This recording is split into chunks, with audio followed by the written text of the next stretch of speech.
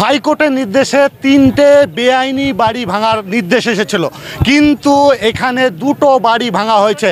হ্যাঁ, আমরা আছি মুর্শিদাবাদের শক্তিপুরের পলিতাপাড়ায়। হাইকোর্টের যে নোটিশ সেখানে দেখা যাচ্ছে যে জুবের আলী শেখ, নাইরা এবং আনোয়ারা বেওয়া 3 জনের বাড়ি ভাঙার এখানে নির্দেশ ছিল, কিন্তু 2 জনের বাড়ি ভাঙা হলেও জুবের আলী শেখ যার সেই বাড়িটা এখানে এই পাশে আপনারা দেখছেন যে দোতলা বাড়ি, এই দোতলা বাড়িটা কিন্তু এখনো পর্যন্ত ভাঙা হয়নি। পুরো প্রসেসিং যেটা হলো, শক্তিপুর থানার ওসি ছিলেন, সিআই ছিলেন, এইদিকে বিডিও সাহেব ছিলেন ম্যাজিস্ট্রেট হিসাবে।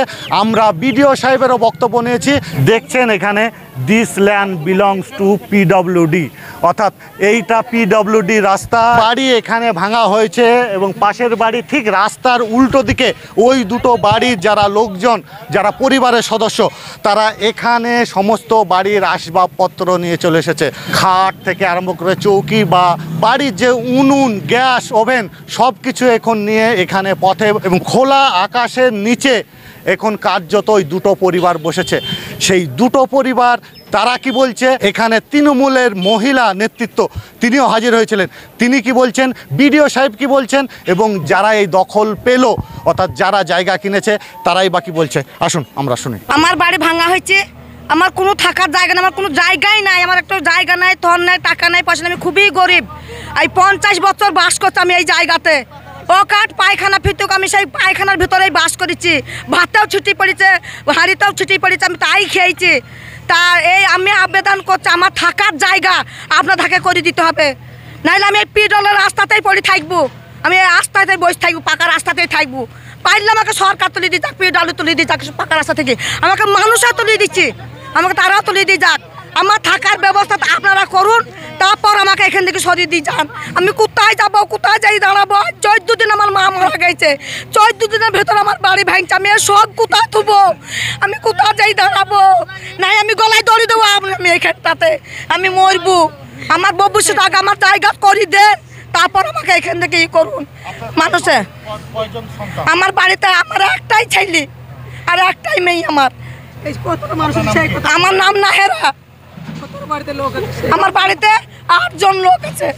50 বছর থেকে যে বাড়িগুলো ভাঙা হচ্ছে, 50 বছর থেকে ওরা বসবাস করছে।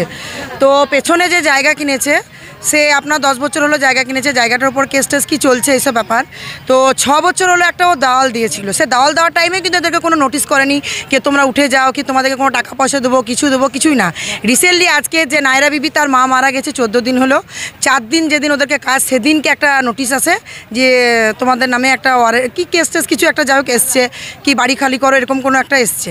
তো অনেকজনকে এরা গেছিলো, অনেকজনকে বলেছে, কোনো জায়গাতে কোনো কিন্তু হেল্প পায়নি।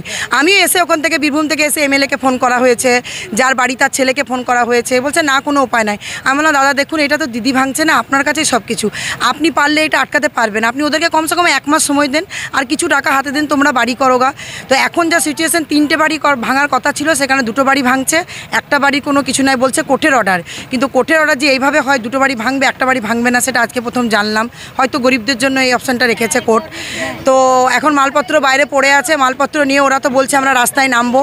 এখন এদের থাকার কোনো ব্যবস্থাই নাই, কোথায় থাকবে এই চিন্তা এখন মানে সবাই পড়ে আছে। তো যাই হোক, মাননীয় মুখ্যমন্ত্রীর কাছে আমি কথাটা পৌঁছে দিতে চাইছি যে এদের একটু ব্যবস্থা করুন, পারলে আমি আপনাকে ওদের নবান্ন আমি নিয়ে যাব, নাহলে কালীঘাট আপনার কাছে নিয়ে যাব, ওদের একটা ব্যবস্থা কিছু করে দেন, নাহলে এরা কি করে থাকবে আর কি করে বাঁচবে?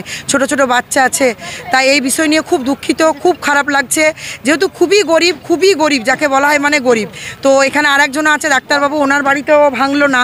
যাই হোক, জানি না কী ব্যাপার, কি হয়েছে, কি ওদের মধ্যে আলোচনা হয়েছে, ওনার বাড়ি থেকে গেল, কোর্টে এসছে 3টে রায়, কিন্তু ভাঙলো 2টো আর একটা ভাঙলো না।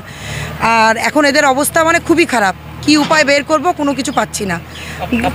আমার নাম হচ্ছে সাইদা খাতুন, পরিচয় হয়েছে আমার বাড়ি হচ্ছে বীরভূম, আমি তৃণমূল পার্টি করি। আমার 3টি মেয়ে, আমার কেউ নাই, ছেলে বলতেও জামাই, জামাই বলতেও আমার ওইটি, খালি আমি গরিব দেখেই দিয়েছি, আমি থান দেখে ওই থান দেখেই দিয়েছি, আমিও দুকুনি, আমিও তাহলে বলাই তাহলে আমার এরকম হাল হয়েছে, আমিও এসে দাঁড়িয়েছি, আমিও অনেক জায়গায় গেছি, আমিও জামাইয়ের হয়, আমিও অনেক জায়গায় গেছি, আমাদের কেউ আদাস লেয়নি, কেউ সাপোর্ট করেনি, সবাই বলছে কোর্ট থেকে অর্ডার এসেছে, এই অর্ডারে কেউ ঠেকাইতে পারবে না। 3টে বাড়ি নাকি ভাঙার নির্দেশ ছিল, কিন্তু 2টো বাড়ি ভাঙা হচ্ছে, কি বলবেন?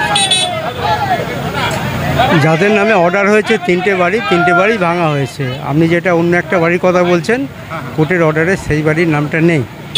এবার ওটা পিডব্লিউডি এক্সিকিউটিভ ইঞ্জিনিয়ারের কাছে যেমন অর্ডার আছে, যে তিনটে নাম ছিল একই বাড়িতে, আবার মা মেয়ে নাম ছিল, ওই জন্য তিনটে নাম ছিল আর কি। যাই হোক, সেই তিনটে বাড়ি ভাঙা হয়েছে। পরবর্তী যে বাড়িগুলো আছে, যেগুলো পিডব্লিউডি রুটস এনক্রোচ করে আছে, সেগুলো সাইমালটেনিয়াসলি পিডব্লিউডি ইঞ্জিনিয়ারের কাছে যা বক্তব্য, যে ওনারাও কোর্টে তাদের বিরুদ্ধে আবার অ্যাপিল করবে এবং সেগুলো অ্যাজ পার অর্ডার সেগুলো ভেঙে দেওয়া হবে। ঠিক আছে। আপনার নাম এবং পরিচয়?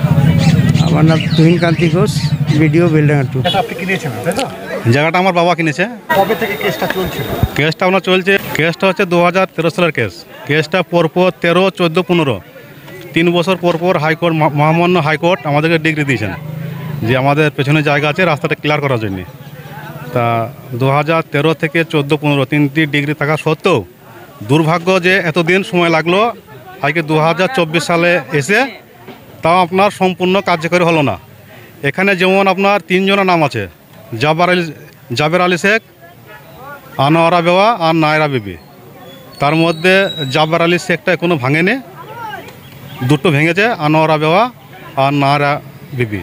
এটা কি দোতলা বলেই ভাঙলো না নাকি? এটা প্রশাসন জানে ওদের কি ক্রাইটেরিয়া আছে, আমি বলতে পারলাম না। এর জন্য আমি আমার মহামান্য হাইকোর্টে আমি আবার আপিল করব, আগামী কাল হোক কিংবা সোমবার হোক আবার আপিল করব। আমার নাম মোহাম্মদ গাজীপুর মল্লিক। যিনি কিনেছেন জায়গাটা আপনি না আপনার বাবা? আমার বাবা কিনেছে। আমার বাবার নাম নুরুল ইসলাম মল্লিক। এই জায়গাটার নাম কি? এটা হলো পল্লিতাপাড়া।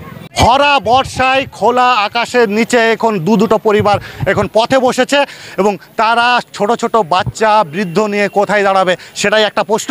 এবং লোকাল যে তৃণমূলের যে মহিলা নেতৃত্ব হাজির হয়েছিলেন, তিনি বললেন যে না, এই দুটো পরিবারকে নিয়ে মুখ্যমন্ত্রীর কাছেও প্রয়োজনে কালীঘাটে বা নবান্নে উনি দেখা করতে চান। এই দুটো পরিবার যাবে কোথায়? এইদিকে যে পরিবার যারা এই জায়গাটা দখল পেল, তারা কিন্তু বলছে পাশের এই দোতলা বাড়িটা কেন ভাঙা হবে না। তারাও বলছে আগামী 2-1 দিনের মধ্যে আবার হাইকোর্টে যাব। হ্যাঁ, এই রকম জটিল পরিস্থিতির এখন সৃষ্টি হয়েছে। শক্তিপুর থানার ওসি পুরো টিম নিয়ে, বিশাল পুলিশ বাহিনী নিয়ে এখানে হাজির হয়েছিল এবং তাদের উপস্থিতিতেই ভাঙা হলো। এখন প্রশ্ন এরপরে কি হয়, তার কারণ এই যে দুটি পরিবার রাস্তার খোলা আকাশের নিচে পথে বসলো এবং যে বাড়িওয়ালা যারা দখল পেল এই জায়গাটা, তারা এরপরে হাইকোর্টে গিয়ে কী হয় এবং বাকি যে বাড়িগুলো আরও আছে, এই দোতলা বাড়ি এবং সাইডের যে বাড়িগুলো, সেগুলোই বাকি হবে, সেটাই এখন লাখ টাকার প্রশ্ন। মুর্শিদাবাদের শক্তিপুর থেকে স্বপন কারিকর, মুর্শিদাবাদ টুডে।